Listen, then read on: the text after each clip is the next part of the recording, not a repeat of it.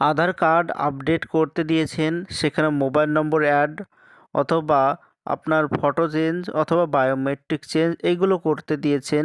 এবার নতুন করে সেই আধার কার্ডটি কীভাবে ডাউনলোড করবেন অথবা আধার কার্ডের স্ট্যাটাস কীভাবে চেক করবেন, আধার কার্ড আপডেট করতে দিয়েছিলেন সেটা হয়েছে কি হয়নি তার স্ট্যাটাসটি দেখার জন্য ভিডিওটি সম্পূর্ণভাবে দেখতে থাকুন। আমাদের এই চ্যানেল থেকে অনলাইনে সব রকমের তথ্য সবার আগে দিয়ে থাকি। চ্যানেলটিকে সাবস্ক্রাইব করে পাশে থাকবেন যাতে নতুন নতুন তথ্য সবার আগে আপনার কাছে পৌঁছে যায়। এটাই হচ্ছে আধার কার্ডের অফিসিয়াল ওয়েবসাইট। তো প্রথমে এই অফিসিয়াল ওয়েবসাইটে আসতে হবে। তো আপনার মোবাইল কিংবা কম্পিউটার থেকে যে কোনো একটি ব্রাউজার ওপেন করবেন, সার্চ অপশানে এসে লিখে দিবেন UIDAI, এটি লিখে সার্চ করে দেবেন। এবার প্রথমে যে লেখাটি দেখতে পাচ্ছেন UIDAI লেখা, এইটাতে ক্লিক করে দেবেন। এবার প্রথমে ভাষা সিলেক্ট করে দেবেন, তো এখানে ইংলিশটি সিলেক্ট করে দেবেন। এবার এরকম একটি পেজ চলে আসবে, এটা হচ্ছে আধার কার্ডের অফিসিয়াল ওয়েবসাইট।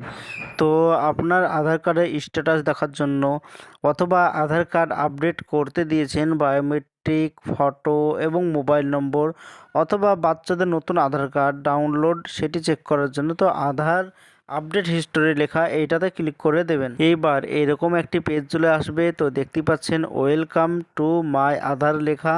তো এই পেজটিকে একটু স্ক্রল করবেন, নিচের দিকে আসবেন, এখানে লেখা দেখতে পাচ্ছেন চেক এনরোলমেন্ট আপডেট স্ট্যাটাস লেখা দেখতে পাচ্ছেন, এইটাতে ক্লিক করে দেবেন। এবার এরকম একটি পেজ চলে আসবে, তো এনরোলমেন্ট আইডি চাইছে। তো আপনি যখন এই আপডেটগুলো করেছিলেন তখন একটি এনরোলমেন্ট আইডি একটি কাগজ ছিঁড়ে দিয়েছে, তো সেখানে এনরোলমেন্ট আইডি লেখা আছে। তো প্রথমে 14 অক্ষরের এনরোলমেন্ট আইডি লিখে দেবেন। এবার ডেট সিলেক্ট করতে বলছে, তো আপনি যেই ডেটে করেছেন সেই ডেট আপনি বসিয়ে দেবেন। এবার টাইম সিলেক্ট করতে বলছে, তো আপনি কটার সময় করেছেন, ঘন্টা, মিনিট এবং সেকেন্ড, এই তিনটি সঠিকভাবে বসিয়ে দিতে হবে। তো এইগুলো সবগুলো দেওয়ার পর নিচে যে ক্যাপচার কোড আছে, এই ক্যাপচার কোড সঠিকভাবে বসিয়ে দেওয়ার পর নিচে যে সাবমিট অপশান লেখা আছে এই সাবমিটে ক্লিক করে দেবেন। এবার নিচে লেখা দেখতে পাচ্ছেন your Aadhaar enrollment is under process and Aadhaar generation may take time. তো বলছে এখানে আধার জেনারেশন হচ্ছে, কিছুদিন সময় লাগবে।